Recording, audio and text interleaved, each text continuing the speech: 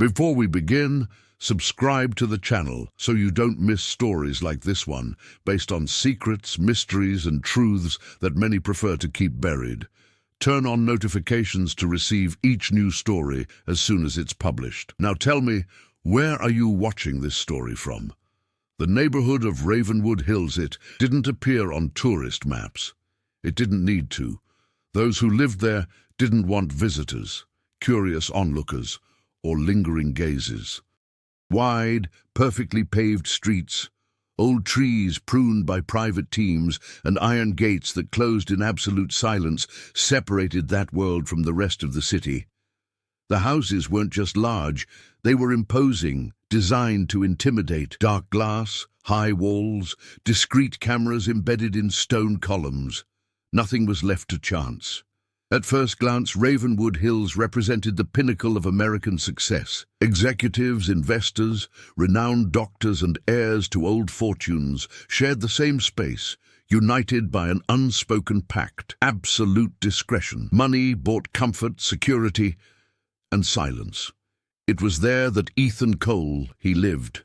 Ethan wasn't born rich. He'd earned his place in the neighborhood after 2 decades working in finance, climbing the ladder step by step until he reached a position that allowed him to walk through the gates of Ravenwood Hills as a resident, not as a service provider.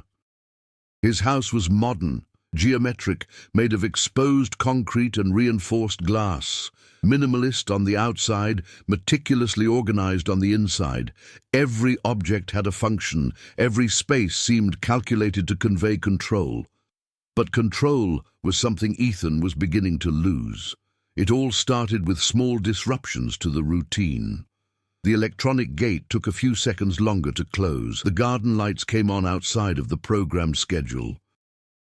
The security system registered movements without a clear origin. Technical alerts, the automatic report said.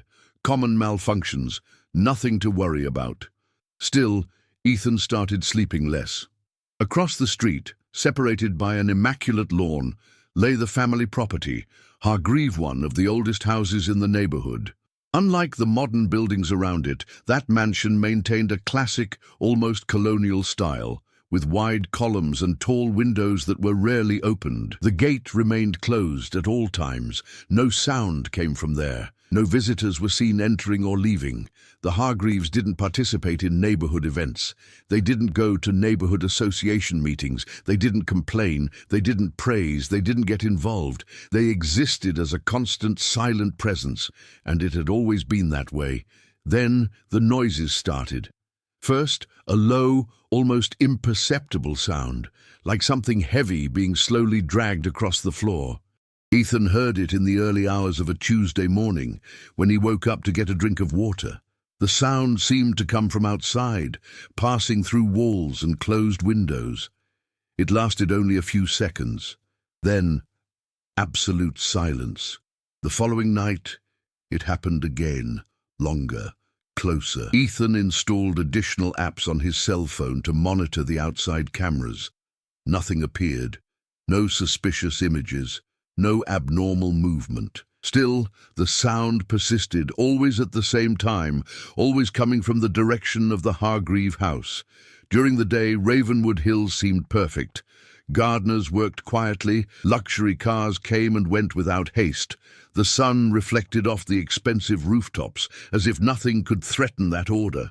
But at night, something changed. The neighborhood seemed to close in on itself, as if the gate served not only to keep strangers out, but to prevent something from escaping. Ethan began to observe.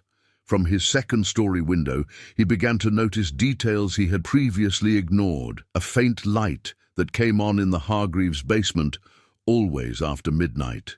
Shadows moving behind the thick curtains. A subtle but persistent metallic odor in the air on some early mornings, which didn't match the well-kept gardens or artificial fountains. He tried to rationalize. Internal works, generators, old systems. The neighborhood housed buildings that were decades old. Noise was not impossible, but then came the incident with the delivery man. A van pulled up in front of the Hargreave house on a cloudy afternoon. Ethan watched from a distance, pretending to be looking at his phone. The delivery man rang the intercom. He waited. He rang again. The gate opened by itself, without anyone appearing. The man entered, pulling a cart with a box too large to contain anything ordinary. The gate closed behind him. He never left. The van remained there for hours until it was picked up by someone else in the early evening. No complaints, no police report, no visible activity, as if the delivery driver had never existed. Ethan felt for the first time a discomfort that didn't stem from immediate fear, but from the realization that Ravenwood Hills operated under its own rules where questions were unwelcome, where money bought not only silence, but complicity. That night as I lay in bed, the noises returned, louder, closer. They no longer sounded like simple dragging. There was rhythm, pauses, sharp impacts. Behind the gates of the city's wealthiest neighborhood, something terrible was happening, and everyone pretended not to notice. Ravenwood Hills functioned like a closed organism. It wasn't just an upscale neighborhood, but a system carefully maintained by implicit rules. The Residents' Association had its own bylaws, private security with almost police-like authority, and tacit agreements with local authorities. Calls were rarely made outside. Problems were solved internally, or buried. Ethan began to realize this when he tried to find information. In the exclusive cafe within the neighborhood's perimeter, frequented always by the same people, he casually commented on the Hargreave house. He made no accusations, mentioned no noises, or the missing delivery man. He simply asked, with the rehearsed nonchalance of someone who wants to appear curious and not alarmed, how long that family had lived there. Silence fell immediately. Side conversations ceased. A man closed his newspaper too slowly. The attendant looked away. An older woman, who had been smiling until then, brought her cup to her lips to avoid answering. Finally, someone murmured something vague about long-time residents, and the subject died as if it had never existed. That was more disturbing than any noise at night. Ethan began observing not only the Hargreave house, but also the behavior of the people around it. There was a pattern. Whenever something stood out, a distant siren, a car parked for too long, a stranger walking down the street, no one reacted. Curtains didn't move, doors didn't open. It was as if everyone had learned at some point that looking too much came at a high price. The Hargreaves were a small family, at least officially. Old public records mentioned a couple and an adult son. No recent photos, no social media presence, no visible activity. Yet the house always seemed occupied. Lights shifted from room to room. The electricity consumption, which Ethan managed to ascertain indirectly, was far too high for so few people. The mansion possessed something the other houses lacked: an extensive underground construction. This was uncommon in Ravenwood Hills, where the water table made large basements expensive and risky. Even so, the Hargreave house had been adapted. Works had been done years ago, approved without question. Ethan vaguely remembered seeing trucks leaving the area for months, always at night, earth being removed, concrete being brought in, all with permits signed by names that now held important positions in the local administration. By delving deeper into his own routine, Ethan also uncovered layers he preferred to ignore. His financial success stemmed from tough decisions, some ethically questionable. He had turned a blind eye to practices that benefited powerful investors. He had signed contracts that ruined lives he never knew. Ravenwood Hills wasn't just a prize, it was a refuge, a place where people like him could live without being reminded of the true cost of their choices. Perhaps that's why, for so long, he also ignored the signs. But now, something compelled him to look. The neighborhood night watchman, a man named Marcus, always patrolled at the same time. Ethan tried to approach him once, mentioning strange noises. Marcus listened silently, expressionless. He didn't deny it. He didn't confirm it. He simply advised Ethan to check his own security system and keep the windows closed at night. That was the tone that bothered people the most. There was no concern. There was a warning. As the weeks passed, Ethan noticed small changes in himself. He began to avoid going out at night. He started locking the interior doors of the house, something he had never done before. He slept with his cell phone in his hand. He mentally relived sounds and images, trying to find logical explanations that didn't require involvement. Meanwhile, the Hargreave house seemed to come alive as the neighborhood slept. One early morning, Ethan saw something he couldn't forget. Two figures crossing the mansion's inner garden, carrying something wrapped in dark canvas. The object was too long to be ordinary furniture. It curved slightly in the middle. One of the figures paused for a second, as if sensing they were being watched, and raised their face toward the street. Even from a distance, Ethan was certain of one unsettling thing. That person didn't seem surprised to be seen. He seemed confident that no one would do anything. Ravenwood Hills wasn't just a neighborhood for the wealthy. It was a place where everyone knew certain things happened behind the gates and chose to live with it, some out of fear, others out of convenience, others because deep down they understood that the system protected them as much as it compromised them. Ethan was beginning to realize that the real danger might not just be in the Hargreave house, but in the silent pact that held everything together. And breaking that pact came at a price. The conflict ceased to be something external when Ethan became directly affected. It was no longer just distant noises or uncomfortable silences. Now, Ravenwood Hills was reacting to him. The morning after the incident with the figures in the garden, Ethan found his front gate ajar. The security system hadn't registered any intrusion, no alerts, no apparent malfunction, just the gate open, as if it had been open all night.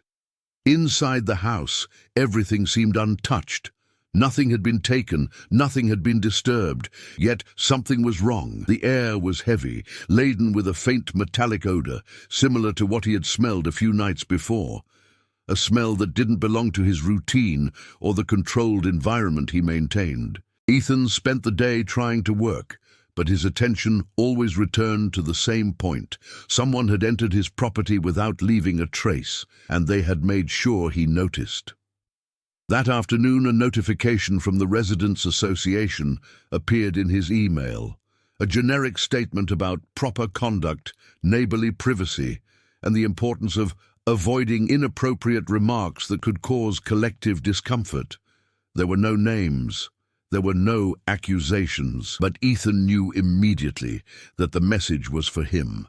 From that moment on, the neighborhood began to close itself off more actively. Security guard Marcus began patrolling more frequently in front of Ethan's house, always at the same time, always looking directly at the external cameras as if he wanted to make sure he was being watched. Neighbors who previously greeted him with discreet waves now looked away. Invitations to internal events ceased without explanation. The isolation was swift and calculated. The nights got worse. The sounds coming from the Hargreave house became clearer. Dry thumps, objects being dropped, something that sounded like water being poured in large quantities, followed by long periods of absolute silence. Ethan began to record times, patterns, durations. He created an obsessive mental file, trying to transform fear into data. But the data pointed to something he didn't want to accept. One early morning, a new element emerged. Muffled screams. They weren't constant. They weren't loud. They came intermittently, as if someone was trying not to be heard. They lasted only a few seconds and stopped abruptly. No alarms went off. No lights came on in the neighboring houses. No reaction. Ethan picked up his cell phone and called home security. The call was answered quickly. He described the sounds, choosing his words carefully, avoiding direct accusations. On the other end of the line, the response was short. There was no record of abnormalities. Maybe it was an old plumbing system. Maybe animals. The call was ended before he could insist. The following night, something even more disturbing happened. A black car with no visible license plates parked in front of Ethan's house shortly after midnight. It wasn't blocking the driveway. It wasn't making any noise. It was just there. The engine was off. The windows were too dark to allow anyone to see who was inside. Ethan watched from the window for almost an hour. The car didn't move. No doors opened. Finally, it drove away, as quietly as it had arrived. Minutes later, the screams started again. Closer, more desperate. It was at this point that Ethan made his first irreversible mistake. He crossed the street. Without warning, without telling anyone. Using only the darkness as cover, he approached the gate of the Hargreave house. Up close, he noticed marks that weren't visible from a distance, deep scratches in the inner metal of the gate, as if something had been pressed against it repeatedly. The intercom was stained, not with rust, but with something darker. Before he could press the button, the gate opened by itself. There was no creaking, there was no audible warning. The entrance revealed an impeccably clean inner garden, illuminated by low lights embedded in the floor. In the center, a half-open side door led into the mansion. From there came the metallic smell, now unmistakable. Ethan took a few steps inside and then heard voices, low, controlled. They spoke like people accustomed to not being interrupted. One mentioned numbers, another talked about deadlines. It didn't sound like a domestic conversation, it sounded like logistics. Before he could back away, a firm hand grabbed his arm from behind. It wasn't violent, it was precise. A male voice, too calm for the situation, whispered close to his ear that he was in a place where he shouldn't be. He said that everyone in Ravenwood Hills had secrets, some more precious than others, and that the difference between living there or disappearing wasn't money, it was discretion. Ethan was led back to the gate and placed outside, unharmed but deeply bruised. The gate closed before him as if nothing had happened. As he crossed the street back home, he understood something fundamental. The conflict was no longer about discovering what happened behind the gates. It was a matter of deciding how far he was willing to go now that he had been seen. After that night, Ethan realized he was no longer dealing solely with the Hargreave family. There was something bigger, more structured, operating within Ravenwood Hills. The house was merely a visible cog in a machine that involved other people, other residences, other interests. The first subplot emerged in an almost banal way. A neighbor from the next block, Daniel Mercer Daniel, a lawyer specializing in corporate law, suffered a domestic accident. The information quickly circulated through the neighborhood's internal channels. A fall down the stairs, brief hospitalization, expected recovery. Nothing out of the ordinary. Still, Ethan remembered seeing Daniel arguing with security guards a few weeks earlier, something about documents and agreements that weren't being respected. Days later, Daniel's house was put up for sale. No public explanation, no farewell. He simply ceased to exist in the daily life of the neighborhood. This was no coincidence. Ethan began mapping these silent disappearances. People who asked too many questions, residents who tried to sell their homes quickly, employees who quit without notice. All the stories had clean, acceptable official versions, but together they formed a disturbing pattern. At the same time, another pressure was building within Ethan's own home. He began receiving envelopes with no return address. Inside, only printed sheets with old financial data, transactions he believed were buried. Agreements made years ago with grey clauses, benefiting funds that never appeared in public reports. Nothing explicitly illegal, but enough to ruin his reputation if it came to light. The message was clear. They knew who he was. These messages were not accompanied by direct threats. They didn't need to be. The subtext was enough. Just as he had turned a blind eye to certain practices in the past, now they expected him to do the same. Meanwhile, Ethan began to notice something even more disturbing. Some residents seemed excessively calm, not just indifferent, but complicit. People who spoke openly, in controlled environments, about the balance of the neighborhood, about how Ravenwood Hills remained safe thanks to agreements that should never be discussed outside of it. In one of these conversations, he heard vague mentions of private investments, exclusive clinics, and discreet solutions for complex problems, always in a neutral tone, always without details. The most unsettling subplot, however, came from outside. A local journalist began to frequent the area. She wasn't authorized to enter, but she frequently appeared near the main gates, observing, taking notes, and asking questions of the outsourced employees.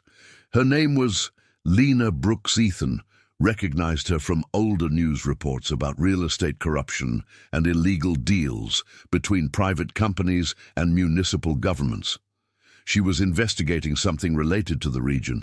The problem was that within Ravenwood Hills, investigations were not tolerated. One night, Ethan saw Lena arguing with security guards.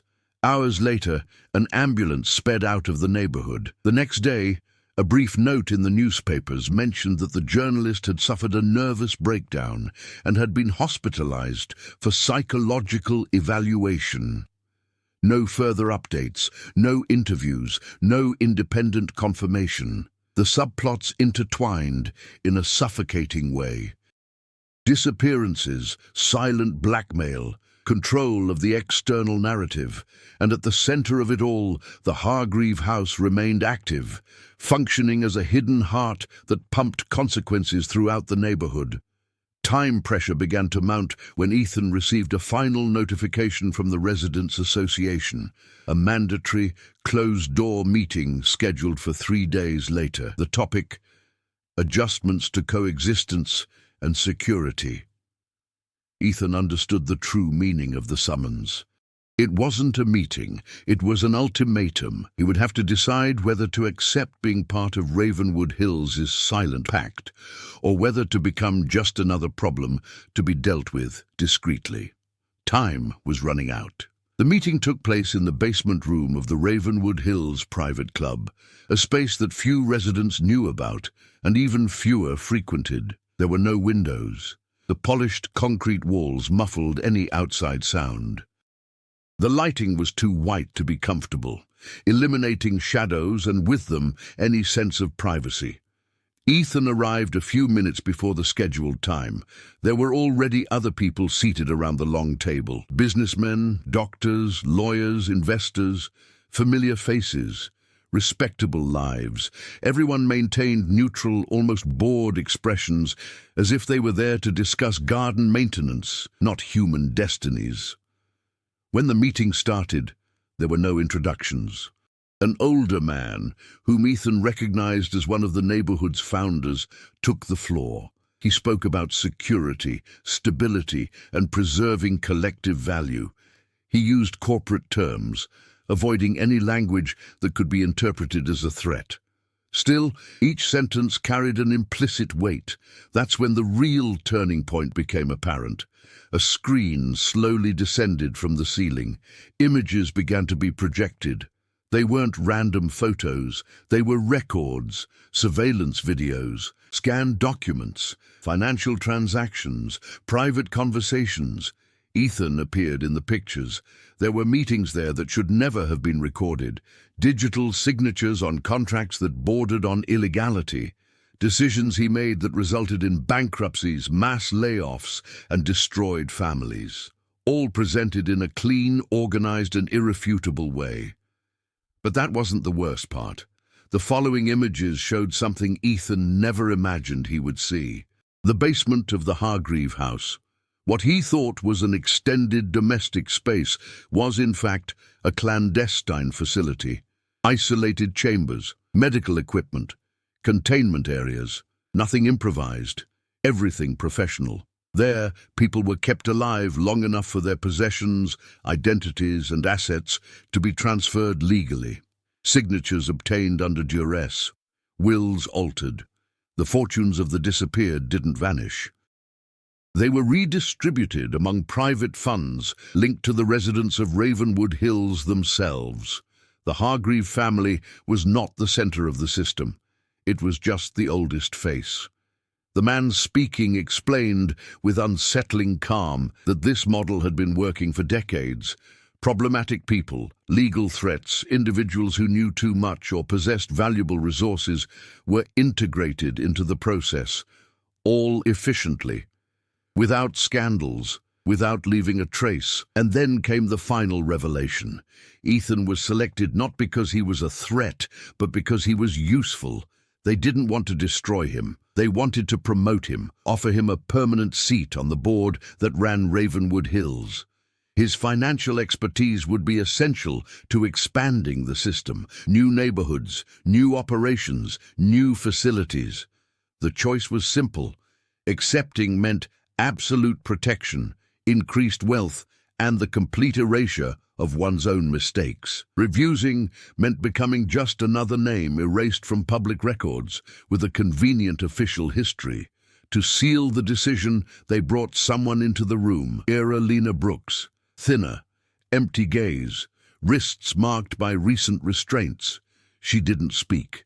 She didn't need to. Her presence was living proof, for now, of what happens to those who investigate too much. Ethan felt something break inside him. It wasn't sudden courage or belated heroism. It was the brutal realization that he had always been closer to that system than he cared to admit. The turning point wasn't discovering the truth. It was realizing that he was a part of her. After the meeting, Ravenwood Hills didn't seem any different. The streets were still clean, the gardens immaculate, the gates silent. But for Ethan, everything had changed irreversibly. He left the club under escort, not as a prisoner, but as someone who had come under close observation. There were no explicit threats, nor defined deadlines. The decision was in his hands, at least on the surface. In practice, his every step was being monitored. The following morning, the envelopes stopped arriving. In their place, something more subtle emerged. Invitations, private dinners, exclusive meetings, access to information that had previously been denied to him. It was the beginning of integration. At the same time, Lena Brooks disappeared again. No mention in the newspapers. No updates. Her name ceased to be mentioned. When Ethan discreetly inquired about her, he received vague answers about transfer of care and internal procedures.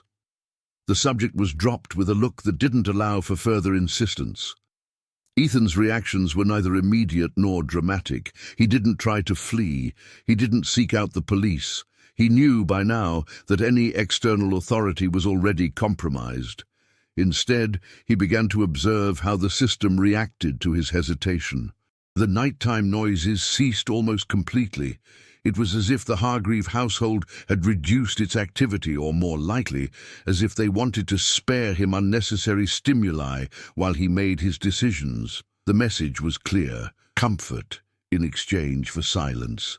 But small consequences began to emerge.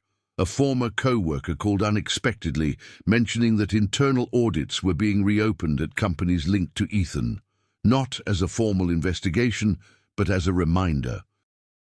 His past could be revisited at any time. The promised protection was not yet active. Inside the house, Ethan began to find slightly misplaced objects. An unlocked interior door, a glass out of place, nothing that constituted a break-in. All enough to remind him that his privacy no longer existed. Internally, the conflict intensified. There was no room for deep moral reflection. The system was not based on ideology, but on efficiency. People like him were kept in their positions because they knew how to calculate risks, not because they believed in justice. Still, something was spiraling out of control in the neighborhood. Daniel Mercer, the lawyer who supposedly had an accident, briefly appeared in an out-of-state hospital record. Ethan came across the information by chance during a financial meeting. The name had come up as a temporary beneficiary of a hastily created small trust fund. This meant that not all problems were eliminated. Some slipped through the cracks, some survived. This detail planted a seed of discord. If someone could escape, even injured, perhaps the system wasn't as airtight as it seemed. The most immediate consequence, however, came with a new invitation, a guided tour of the Hargreave home, not as an intruder, not as a curious onlooker, but as a potential member. Ethan's reaction was restrained. He accepted, not out of submission, but because he understood that to survive, or perhaps for something more, he would need to see everything up close, to understand every layer, every flaw, every dependency. The consequences of the turning point did not push him to flee. They pushed him inside. And the closer he got to the core of that system, the clearer it became that Ravenwood Hills wasn't sustained solely by fear, but by something even more dangerous, the collective conviction that what they were doing was necessary. The visit to the Hargreave house marked the beginning of a silent transformation in Ethan. It wasn't an immediate change, nor was it inspired by redemption. It was a calculated, almost technical adjustment, guided by the need to stay alive within a system that didn't tolerate instability. The mansion proved to be even more complex inside. The upper spaces maintained the appearance of a classic residence, but below ground there were levels not found in any official records. Long corridors, reinforced doors, monitoring rooms, and operational medical areas functioned as part of an industrial routine. Nothing there seemed improvised. The horror stemmed precisely from the normalcy with which everything was treated. Ethan didn't react with visible shock. He observed. He only asked what was necessary. He demonstrated technical interest, not emotional interest. This attitude was noticed and valued. Over time, he began to receive smaller tasks, analyzing financial flows, identifying bottlenecks, optimizing asset transfer processes, nothing that required direct contact with the victims, at least not at the beginning. Each completed task was proof of reliability, each successful decision, one more step within the circle. Ethan's rise wasn't moral, it was strategic. He came to understand how Ravenwood Hills remained invisible. The system depended on multiple layers: front companies, private clinics, specialized lawyers, employees who knew just enough to perform their duties. No single piece had a complete view of the whole. Except the board. Ethan began to see the flaws. Some transfers required physical presence. Certain documents still depended on handwritten signatures. Some operations needed external professionals who were less controllable. The system was efficient, but not perfect. He began to map these vulnerabilities, not as open sabotage, but as someone preparing for a possible future need. At the same time, subtle changes were occurring in his behavior. He began to move around the neighborhood with more confidence. He resumed social contacts. He started smiling again at events. To others, it seemed that Ethan had finally fit in. To him, it was just camouflage. A new challenge arose when he was asked to participate in a more direct decision. An external investor, someone who had begun to question old contracts, needed to be integrated. Ethan had access to the complete dossier. He saw the face. He read the story. He recognized patterns that resembled his own initial steps. This time, he neither refused nor agreed immediately. He suggested alternatives, delays, less definitive financial solutions. Some were accepted, others were not. But the simple fact that he proposed changes showed that he was beginning to exert influence. That was his true growth. Not the hero trying to overthrow the system, but someone who had learned to move within it without being crushed. Ethan ceased to be merely a technical asset. He became a decisive element. Overcoming in that context didn't mean conquering evil or escaping unscathed. It meant maintaining enough control to choose when to act and when to wait, to avoid becoming disposable, to avoid disappearing like so many others. By the end of that period, Ethan was no longer seen as a newcomer. His name circulated with restrained respect. His presence at meetings was no longer questioned. He had grown up within the system that had once terrified him. And now, for the first time, he had enough power to imagine that perhaps it was possible to change something, or at least to survive without losing himself completely. But all growth comes at a price, and his was about to be demanded. The system didn't announce when something big was about to happen. It just accelerated. Processes that once took weeks were now completed in days. Meetings became more frequent, decisions more definitive. Ethan perceived the signs early enough to know that a transition was underway.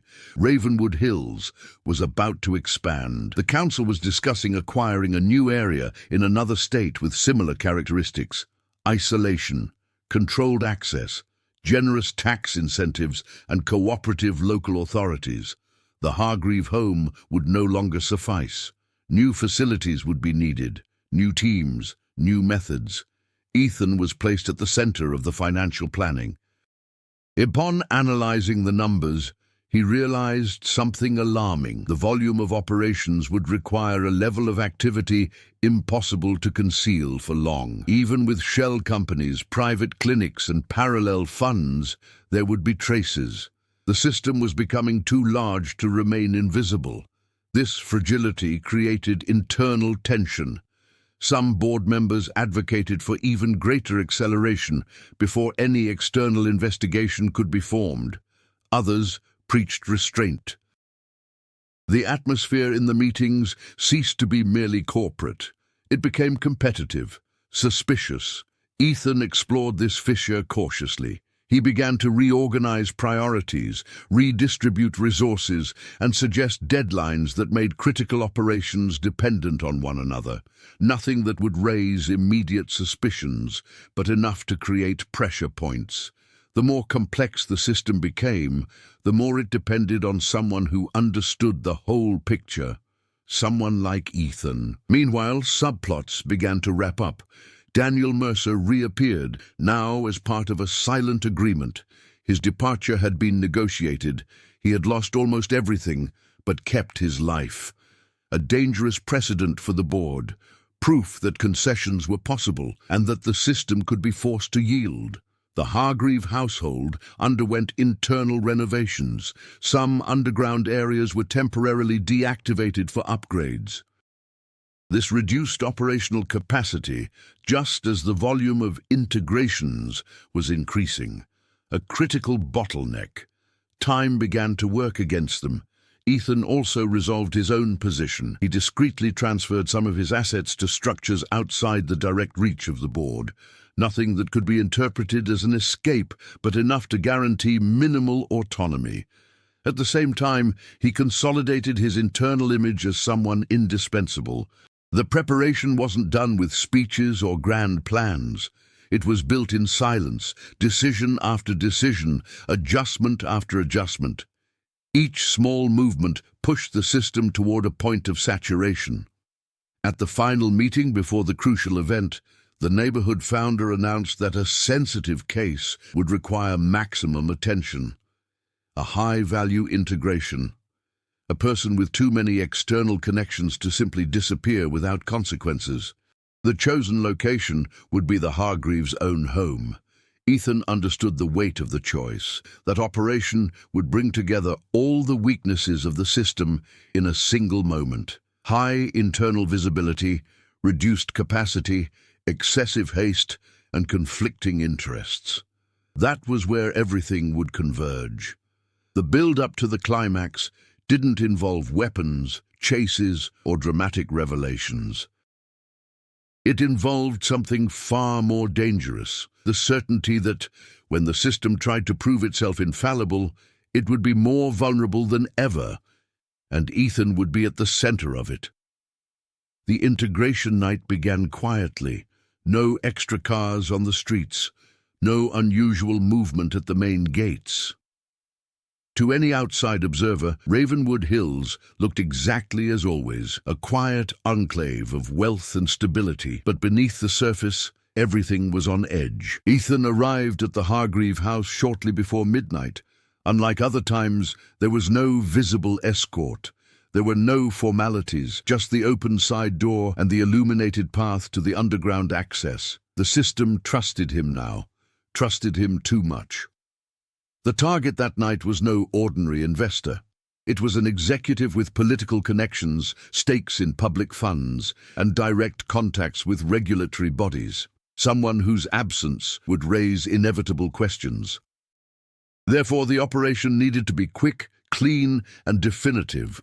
The problem was that nothing there was really under control. Internal reforms had limited the use of two main chambers.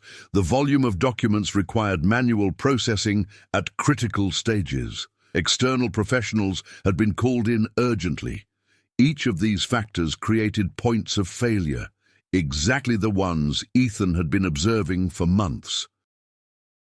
In the command center, monitors displayed biometric data, real-time financial flows, and security logs.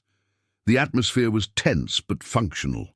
People performed tasks without exchanging glances. There was no room for doubt. Ethan took his position before the finance panel. His role was to validate the final step, the redistribution of assets after obtaining the necessary signatures. Once done, there would be no turning back. It was at that moment that he made the choice. It wasn't a dramatic gesture. There was no announcement, just a minor adjustment to a sequence of commands, an almost invisible redirection, disguised as a redundancy correction. The assets didn't disappear. They were frozen in temporary structures beyond the immediate reach of the board. At the same time, another consequence came into play. A silent alert appeared on one of the secondary monitors, an attempt at external access to internal records, something that should never happen. The reaction was immediate. Orders were given. Containment protocols were activated, but it was too late.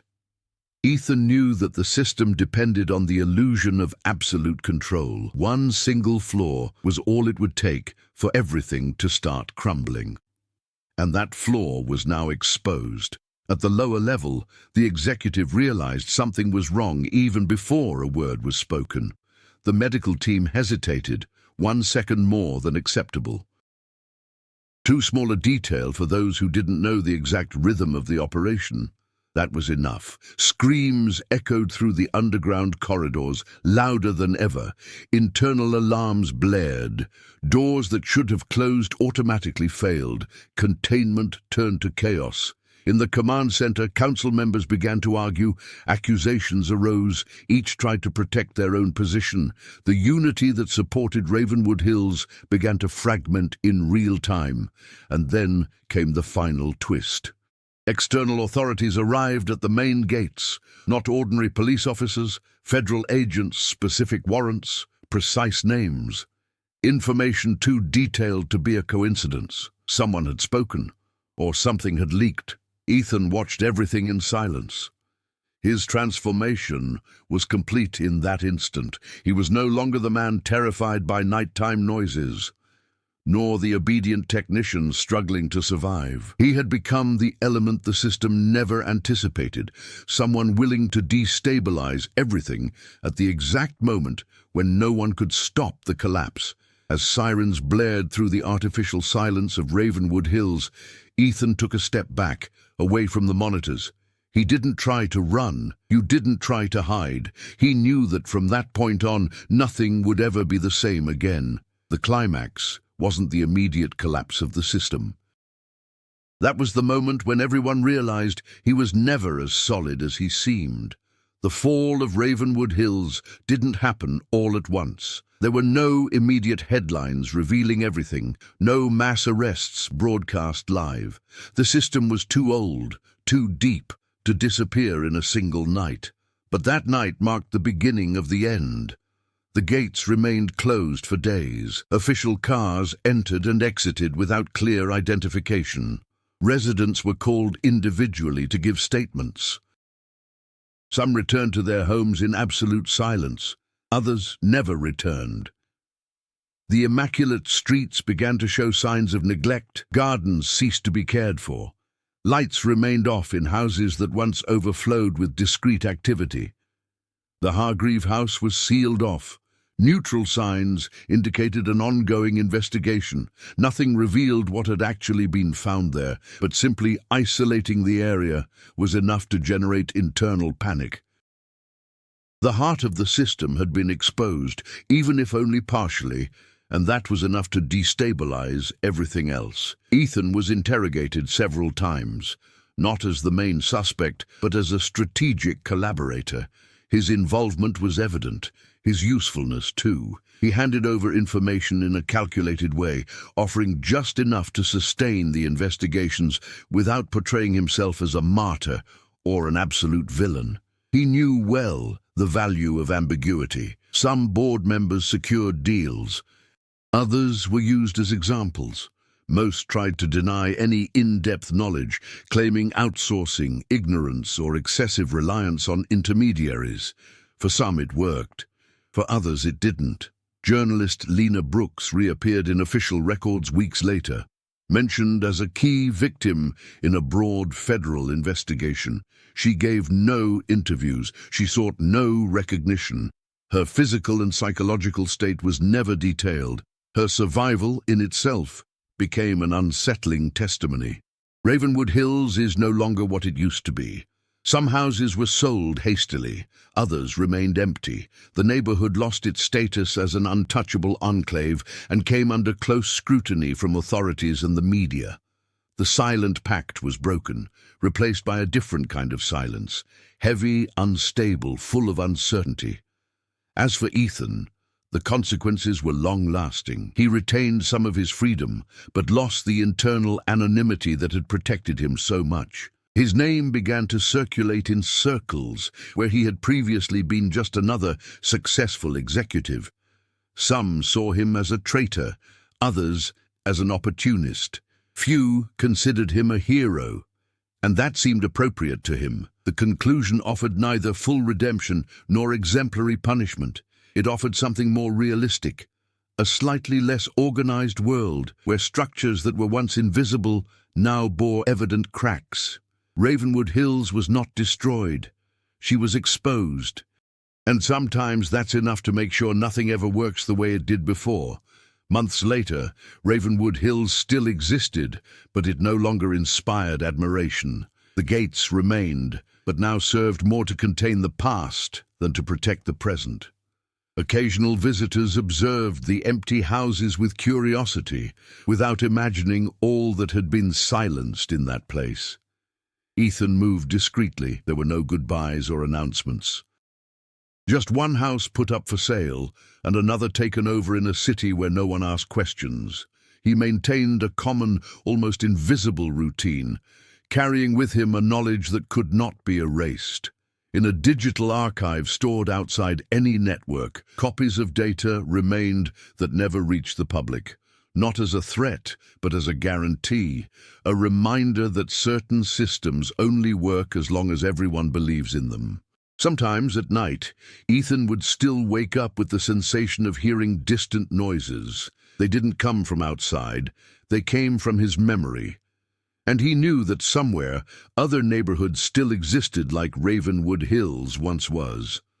The difference was that now he recognized the signs. Now that you've reached the end of this story, it's worth reflecting on what truly sustains places like Ravenwood Hills. Systems don't survive solely through power or money, but through collective silence, through the daily choice to ignore obvious signs when they threaten comfort and security.